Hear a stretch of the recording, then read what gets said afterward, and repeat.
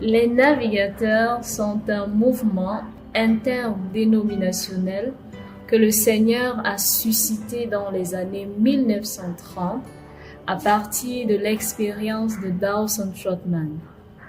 Après que Dawson Trotman ait vu l'impact des principes fondamentaux du discipulat dans sa propre vie, il a saisi la vision de l'enseigner à d'autres personnes, selon 2 Timothée 2:2, qui dit « Est-ce que tu as entendu de moi en présence de beaucoup de témoins?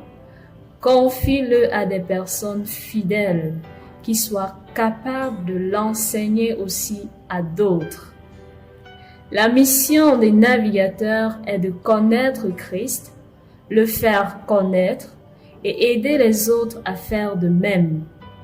Elle consiste à prêcher l'évangile de Jésus-Christ, à aider les convertis à grandir dans leur relation avec Dieu au moyen d'un discipulat de vie sur vie et à susciter des générations de croyants engagés à former des disciples. Les navigateurs sont reconnus officiellement au Cameroun depuis 1996. Toutefois, c'est au début des années 1980 que différentes missions d'exploration ont été conduites, notamment par Bernie Dodd, qui était le responsable des navigateurs en Afrique francophone, basé en Côte d'Ivoire, accompagné des frères Okori Kalou du Nigeria, Dave Grass et Jean-Marc Kretia du Canada, ainsi que Muchwa Mayani du Kenya, l'actuel président international des navigateurs. Randy et Gilles Vernon sont les premiers missionnaires américains à avoir initié le ministère des navigateurs au Cameroun. Ils se sont mobilisés à Yaoundé en septembre 1990 après plusieurs voyages exploratoires à partir d'octobre 1987 et une période d'apprentissage de la langue française en France et au Québec.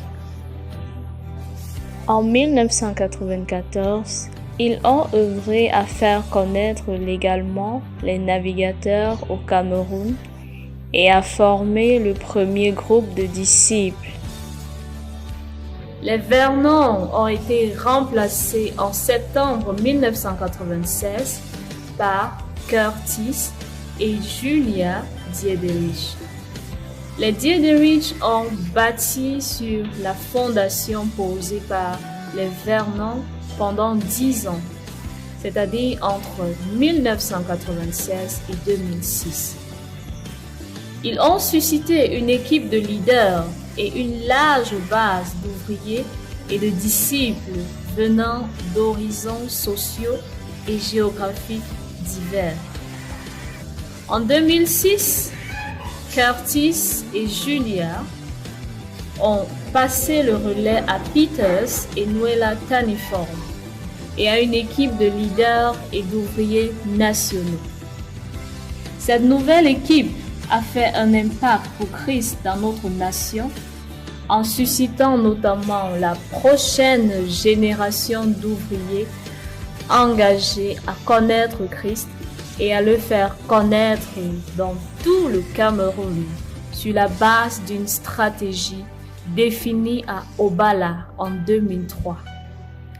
Le leadership de Peter Staniform était dynamique et productif, motivé par le désir de bâtir la prochaine génération d'ouvriers et de voir chaque ouvrier dans une équipe avec une cible en vue et une perspective générationnelle. À la fin de ces 2 mandats, Peters a passé la responsabilité du ministère à Jean-François et Joël Cathy en 2016.